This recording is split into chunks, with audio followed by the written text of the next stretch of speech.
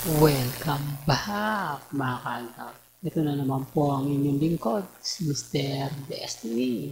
At magbibigay po tayo ng pinakamainit na update po ngayon sa social media. Marami na naman pong reaksyon sa in-update natin na nasa Laguna nga po o nasa Bulacan nga po si Richard Folkerson at kasama nga po niya si Maine Folkerson. Medyo maraming dismayado, maraming inis, maraming galit na galit. Di po ba? Ramdam ko naman po yan eh. Kumbaga sabi ko nga po sa inyo, ako, hindi naman po tayo basta-basta nagpapatina. Kumbaga okay lang naman po yung mga bagay-bagay na ganyan. Kasi sabi ko nga po sa inyo, dito po sa channel ni Mr. Destiny, bahala po kayo mag-react. Bahala po sila magkomento. Di po ba? Ang importante lang naman, maging updated lang po kayo. Yun lang naman po yung importante kay Mr. Destiny, di po ba? Kaya nga po yung iba, laging nagtatanong na keso ganito, keso ganon. Di po ba? Halatang halata po, mga bitter lang po talaga sila. Kila Mengay at kay Alden. Apektado lang po sila. Lalo na po kapag ka pinag-uusapan natin ang real life couple. Di po ba? Real to kaya mga kaltab. Kaya nga sabi ko sa inyo ito, pansin niyo po ba? Pag si Alden lagi niyang sinasabi, in God's time is the perfect time. Ito po yung panahon ng 2015. Yan pong salita na yan ay nagsimula po. Di po ba? Kaya nga sabi ko sa inyo, marami na po talaga nagbago. Marami nang, kumbaga, nag-abang sa mga mangyayari at magaganap kina Maine Folkerson at Alden Richards. Bagamat maraming mga senaryo na lumalabas, paulit-ulit lang naman po yung interview kay Alden, di po ba? Lagi niyang sinasabi na kumbaga darating din kung gusto ng Panginoon, di po ba?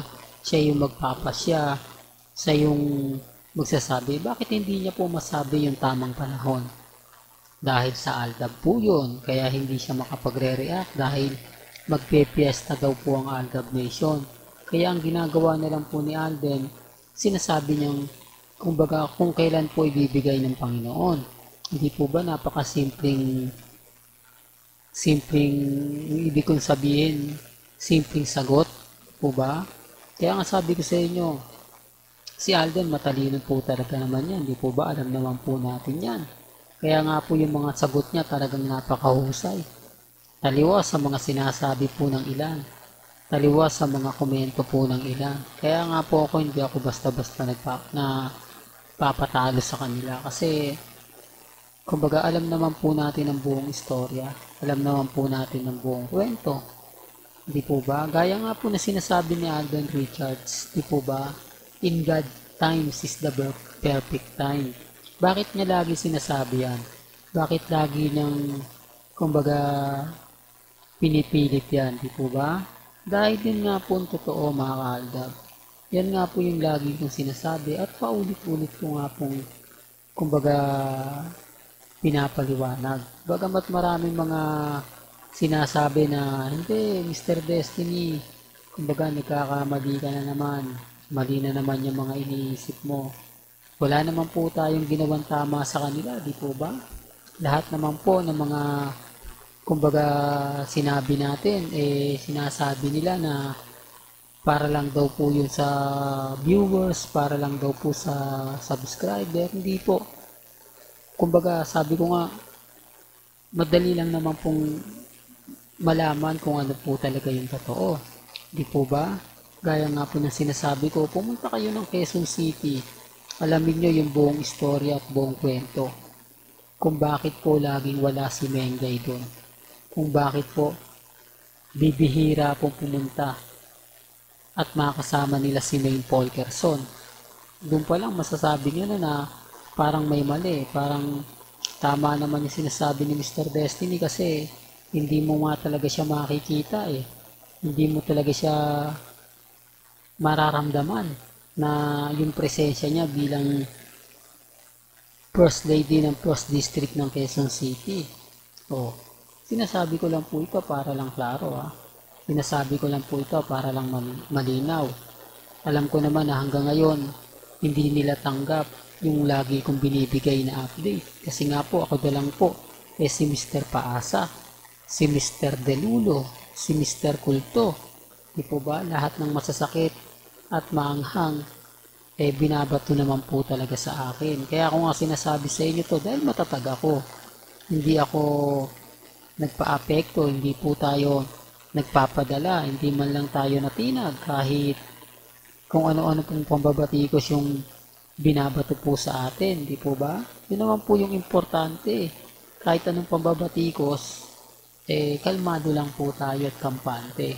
Di po ba? Gaya nga na sinasabi ko, si Alden Richards na naman po, sa kanya mo naman po maririnig, mapapanood, mababasa, di po ba, yung mga sinasabi niyang tamang panahon. Kaya lang hindi niya madirektang tamang panahon.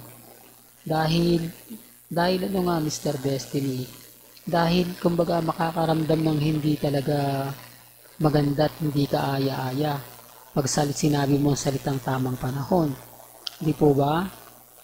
Dito kaya makakaaldab kasi pag sinabi mong tamang panahon, aldab talaga yun. Yun ang katotohanan na hindi nila masabi.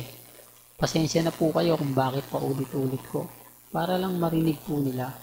Para lang po malaman nila na kumbaga may mga bagay-bagay nga po na lagi ko naman pong sinasabi at lagi ko naman pong pinapaintindi sa mga dumadaan at sa mga bumibisita. Kaya relax lang po kayo kasi promotion lang po ito Promotion lang po ng movie nila Alden at ni Catherine. Hindi po nanligaw literal si Alden. Di po ba? Hindi siya yung tipo na sinunggaban niya agad si Catherine. Hindi naman po sila magsasama niyan. At hindi naman po talaga sila magkikita dahil sobrang busy ni Alden. Di po ba? Kaya lang po, humantong yung point mga kaaldab na yung gumawa ng pelikula. Ang dami kayang trabaho ngayon ni Alden Richards. Photoshoot, TV commercial, di po ba? Wala na siyang, kumbaga, talagang ibinubuhos niya na lang yung sa trabaho para hindi nga po lagi siya nai-interview. Kumbaga, sobrang busy, ganon, di po ba? Yan yung mga taktika na laging naririnig po natin at nababasa kay Alden. Yung mga taktika na effective naman, di po ba? Para lang po yan sa mga taong kumbaga tanong ng tanong kung sino nga po ba talaga ang real life couple o real life girlfriend ni Alden Richards. Po ba? Well, hanggang dito na lang po ang ating latest updates. Kaya kung gusto niyo pa po ng pinaka-latest at sariwang update, abay tumutok lang po kayo dito po sa channel ni Mr. Destiny para updated po kayo sa mga latest at sa mga bagong video po na ilalabas po natin maya-maya lang. Kaya kung bago ka lang sa channel na to at isa kang true-blooded Aldab Nation na nagmamahal kina Mengay at Isoy, tama po ang channel na pinuntahan mo, kaya consider na po kitang bagong subscriber. At huwag mong kalimutang i-share ang mga video po natin sa mga mami, sa mga titas, at sa mga senior. Hanggang sa muli, salamat po sa panonood at pakikinig.